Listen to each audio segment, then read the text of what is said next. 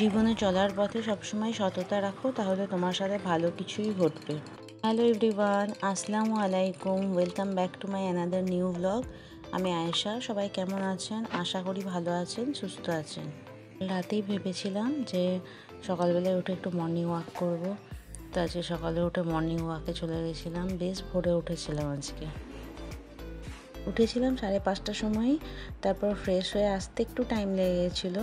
তারপর এখানে এসে আমি দুটো গ্লাসে হালকা সুষুম গরম পানি নিয়ে নিয়েছিলাম, আর ওতে হাফ করে লেবু দিয়েছিলাম। লেবুটা বেশ বড় ছিল আর ভালোই রস ছিল, ওর জন্য টক অনেক হয়ে গেছিলো। তো একটু মধুও দিলাম, দিয়ে দুজন মিলে খেয়ে নিলাম। খেয়ে তারপর আমরা বেরিয়ে গেছিলাম হাঁটতে। এখানে আমি রেডিও হয়ে গেছি। আমাদের বাড়ির পাশে এখানে একটা হসপিটাল আছে, ওইখানটাতে অনেকটা এরিয়া পুরো ফাঁকা। তো ওখানে সবাই দেখলাম মর্নিং ওয়াক করতে গেছে। আমি আমার হাজব্যান্ডও গেছিলাম, গিয়ে অনেকক্ষণ প্রায় 1 ঘন্টা 40 মিনিট মতন হেঁটেছিলাম। আর বেশ মজা আসছিল খুব। হালকা হালকা ভোরের হাওয়া দিচ্ছিল আর চারিদিকে গ্রিনারি ছিল। আমি তো ঘাসে নেমেও হেঁটেছি। এখানে আমার হাজব্যান্ড একটুখানি হালকা ফুলকা এক্সারসাইজও করছে। সকালের এই হাওয়াটাতে না একটা অদ্ভুত শান্তি আছে। আমার তো প্রচণ্ড ভালো লাগছিল। এখানে আমি খালি পায়ে জুতোটা খুলে দিয়েছিলাম, খুলে দিয়ে ঘাসেতে অনেক শিশির পড়েছিল, ওর মধ্যে বেশ কিছুক্ষণ হাঁটলাম। ও যতক্ষণ এক্সারসাইজ করেছিল আমি এখানে আর্থিংটা নিচ্ছিলাম। এটা শরীরের জন্যও খুব ভালো না। তারপর হাঁটতে হাঁটতে এখানে দেখছিলাম যে এই গাছটা ছিল, এই গাছে বেশ সুন্দর সুন্দর ফুল ফুটেছিল, আর এই ফুলগুলো তুলছিল লোকেতে, তুলে বস্তায় ভরে নিয়ে যাচ্ছিলো। আমি ওনাদেরকে জিজ্ঞেসও করলাম যে ফুলগুলো কী করে। তো বললো যে এই ফুলগুলো দিয়ে নাকি মালা বানানো হয়। আমার হাজব্যান্ড তো হাঁপিয়ে গেছিলো, ও অতটা যায়নি। আমি একদম লাস্ট অবধি চলে গেছিলাম, মানে রাস্তাটা যেখানে অবধি শেষ হয়েছে ওখানে অবধি চলে গেছিলাম। তো ওর জন্য আমার জন্য ওয়েট করছিলো। তারপরে এখানে আমরা ঘরে ফিরে গেলাম। ঘরে ফিরে এসে আমি এখানে একটু হালকা ফুলকা নাস্তার ব্যবস্থা করেছিলাম। নাস্তাতে ডিম সেদ্ধ করেছিলাম, একটা করেই ডিম খেয়েছি। সকালবেলায় অত ডিম খেতে ভালো লাগে না। একটু গ্রিন টি করেছিলাম, খেজুর শসা এসব খেলাম। খেয়ে তারপরে ও নিজের কাজে ব্যস্ত হয়ে গেছিলো, আর এদিকে আমি নিজের কাজে ব্যস্ত হয়ে গেছিলাম। তো নাস্তা করে উঠে ফার্স্টে আমি কিছু কাপড় ছিল সেগুলো গুছিয়ে নিয়েছিলাম, তো ওটা ভিডিও বানাইনি। তারপর আমি সবজি কাটতে বসে গেছিলাম, ঝিঙে পোস্ত করব, তাই ঝিঙে আলু আর পেঁয়াজ কেটে নিলাম। পেঁয়াজটা একটু বেশি করেই কেটে রাখি, কখন কি দরকার পড়ে। তারপরে বাচ্চাদেরকে উঠিয়ে দিয়েছিলাম, 9টা বেজে গেছিলো।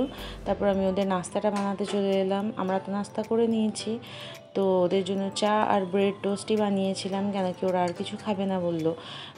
ডিমও খেতে চাইলো না, তাই ডিমও ভাজিনি বা বয়েল করিনি ওদের জন্য। তো ওদেরকে নাস্তা বানিয়ে দিয়ে আমরাও একটু চা খেয়ে নিয়েছিলাম। এখানে একটুখানি ফাঁকিবাজি করে নিয়েছি, দুধ চা খেয়ে নিয়েছি। দুধ চা খেতে প্রচণ্ড ভালোবাসি। তো দুধ চা আস্তে আস্তে ছাড়বো ইনশাল্লাহ, সব একসঙ্গে তো হয় না। চা খাওয়া হয়ে গেলে সব ঘরের বিছানাগুলো আমি ঝেড়ে নিয়েছিলাম। এটা আমার শ্বশুরের রুমটাকেও ক্লিন করে নিয়েছিলাম, কেন কি আমার ছেলে এখানে থাকে ম্যাক্সিমাম টাইম। এটা আমাদের রুমটাও পরিষ্কার করে নিয়েছিলাম। তারপর বাচ্চাদের রুমও পরিষ্কার করে নিয়েছিলাম। এখানে পাশে যে স্টোর রুমটা মতন ছোটো মতন একটা কিচেন আছে, ওটাও পরিষ্কার করে নিয়েছিলাম। আর এখানে অনেক কাপড় ছিল, এই কাপড়গুলোকে একটু মানে আমার দিদিটা এসে ধোবে, ওই জন্য বার করে রেখেছিলাম যে কাপড়গুলো ধোবে। তারপরে এখানে আমি পেঁয়াজ আর এটা ধুয়েও রেখে দিয়েছি ক্লিন করে। তারপরে এখানে অনেক বাসনপত্র পড়ে আছে, দিদি আসলে তারপরেই ধোবে। এগুলো করতে করতে দিদি চলে এসেছিলো, ওদিকে বাসন ধুচ্ছিলো, আর আমি এখানে রান্নাটাও চাপিয়ে দিয়েছিলাম। 10:30টার মধ্যে রান্না চাপিয়ে দিয়েছিলাম আজকে। এখানে ভাত চাপিয়েছি এক সাইডে, আর এদিকে ঝিঙে পোস্তটা চাপাচ্ছি। ঝিঙে পোস্তর জন্য পেঁয়াজটা হালকা করে লাল করে নিয়েছি, আর আদা রসুন পেস্ট দিয়ে দিয়েছি একটুখানি। আমি ম্যাক্সিমাম টাইম রসুন পেস্টেই দিয়ে আদাটা দিই না, কিন্তু এখানে রসুন পেস্ট করাটা একটুখানি মুশকিল ছিল, মানে হামানদিস্তা নেই আমার কাছে এখানে। তো তারপর সব মশলা দিয়ে দিলাম, সব মশলা মানে হলুদটা ছেড়ে বাকি সব মশলা, নুন, কাঁচা লঙ্কা দিয়ে দিয়েছি। দিয়ে একটু মশলা ভালো করে কষে নিয়ে আর ঝিঙে আলুটা দিয়ে দিলাম। দিয়ে তারপর অল্প একটু পানি দিয়ে নেড়ে চেড়ে ওটাকে ঢাকনা দিয়ে সেদ্ধ করতে দিয়ে দেবো। কিছুক্ষণ 10-15 মিনিটের মধ্যেই সেদ্ধ হয়ে গেছিলো। এখানে যতক্ষণে ঝিঙেটা সেদ্ধ হচ্ছিল আমি ওদিকে চিকেনটাকে ধুতে চলে গেছিলাম। ধুয়ে নিট অ্যান্ড ক্লিন করে নিয়েছি। ওইদিকে আমার কাজের দিদিটা বাসনগুলো সব ধুয়ে নিট অ্যান্ড ক্লিন করে গুছিয়ে রেখে দিয়েছে, সিঙ্কটাও ধুয়ে নিয়েছে। ধুয়ে তারপরে এখানে ততক্ষণে ঝিঙেটাও সেদ্ধ হয়ে গেছে। আমি ঝিঙের ঢাকনাটা খুলে দিয়ে পোস্তটা বেটে রেখেছিলাম, পোস্তটা দিয়ে দিলাম। দিয়ে তারপর পোস্তটা দিয়ে হালকা পানিটা মরে গেলে পরেই, পানিটা মানে শুকিয়ে গেলে পরে ব্যাস ঝিঙে পোস্ত ডান। আপনারা যদি আমার ভিডিওটা এত দূর পর্যন্ত দেখে নিয়েছেন তাহলে প্লিজ একটা লাইক করে আমাকে এনকারেজ করবেন। আপনাদের এই একটা লাইক আমাকে নেক্সট ভিডিও বানানোর জন্য মোটিভেট করে। এখানে ঝিঙে পোস্তটা হয়ে গেছে। ঝিঙে পোস্তটা হয়ে গেলে এটা আমি একটা সার্ভিং বলে ঢেলে নিয়ে এক সাইডে রেখে দিয়েছিলাম। দিয়ে এরপর আমি চিকেনটা ম্যারিনেট করব, তন্দুরি চিকেন বানাবো। ওর জন্য 3 টেবিল স্পুন মতন দই নিয়ে নিয়েছিলাম। দইটা গাঢ় দই নেবেন একটু। আর 1 থেকে 1.5 টেবিল চামচ মতন আদা রসুনের পেস্ট নিয়ে নিয়েছিলাম। 2 টিস্পুন মতন তন্দুরি চিকেন মশলা নিয়ে নিয়েছিলাম। অল্প একটু গোলমরিচ দিয়েছিলাম, একটু ফুড কালার দিয়েছিলাম। ফুড কালার আপনারা চাইলে স্কিপ করতে পারেন। তারপর নুন দিয়েছিলাম, নিজেদের স্বাদ মতন নুন দেবেন। আর লঙ্কা গুঁড়ো দিয়েছিলাম, একটু বাচ্চারা খাবে বলে একটু লঙ্কা গুঁড়োটা কম দিয়েছিলাম। আর লেবুর রস, একটা পুরো লেবুর রসকে ইয়ে করে দিয়েছিলাম, স্কুইজ করে দিয়েছিলাম। দিয়ে পুরো মশলাটাকে ফার্স্টে একটা চামচ দিয়ে ভালো করে ইয়ে করে নিলাম, ঘেটে নিলাম। তারপরে চিকেনের পিসগুলো সব দিয়ে দিলাম, আমার পছন্দসই পিস যেগুলো ছিল সেগুলোই দিয়েছিলাম। দিয়ে ভালো করে ম্যারিনেট করে ওটাকে রেখে তারপর আমি এখানে গোসল করতে চলে যাব। এই টাইমটা আমার সব থেকে সারাদিনের মধ্যে ফেভারিট টাইম, কেন কি এই টাইমটাতে একটু ঘরদোর একদম নিট অ্যান্ড ক্লিন হয়ে যায়। আর আমার এটা খুবই পছন্দ। এখানে আমার ছেলে বসে নিজের রুমে পড়াশোনা করছিল, আর আমার মেয়েকে দিয়েছিলাম আমি পুদিনা পাতা ছাড়াতে। দিয়ে আমি গোসল করতে চলে গেছিলাম। এসে করে কিচেনে এসে আমি গা পা ধুয়ে নামাজ পড়ে নিয়েছিলাম। নামাজ পড়ে এখানে পুদিনা পাতাটাকে রাখছিলাম, ও যেটা ছাড়িয়ে রেখেছিল। এটা অ্যাকচুয়ালি আমার খেজুরের বাক্স, কখনো কখনো এগুলোও কাজে লাগিয়ে ফেলি। পুদিনা পাতা, ধনে পাতা এইসব জিনিসপত্রগুলো যদি একটা বাক্সর মধ্যে টিস্যু পেপার দিয়ে ড্রাই রাখা যায় না, টিস্যু পেপারের জায়গায় যদি না থাকে টিস্যু পেপার, তো ইউজ করতে পেপার, নিউজ পেপারও ইউজ করতে পারে। তো নিউজ পেপারটা না ইউজ করাই ভালো, হার্মফুল হয়। আসসালামু আলাইকুম। চলে এসো।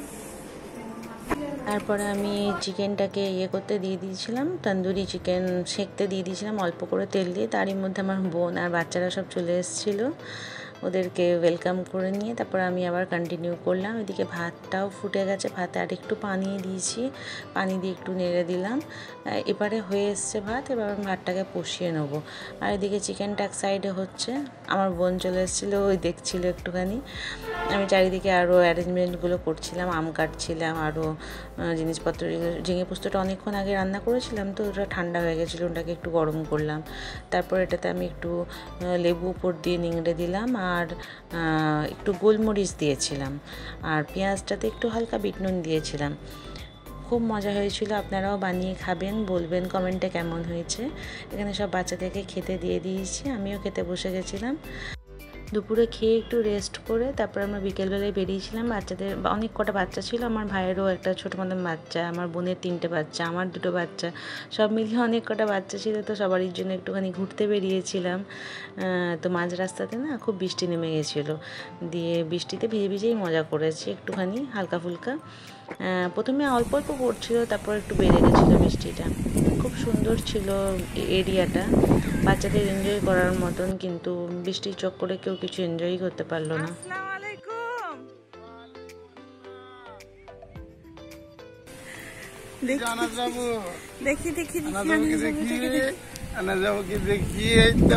তোমরা চিড়িয়াখানা আসবো বলে কোথায় চলে এলে? পার্কে চলে এলাম ভিজতে ভিজতে। আর নেমেছি এখনই, বৃষ্টিটা জোরে নেমেছে রে। মিতাকে কত কিউট লাগছে, একদম কিউটি পাই লাগছে বেশি।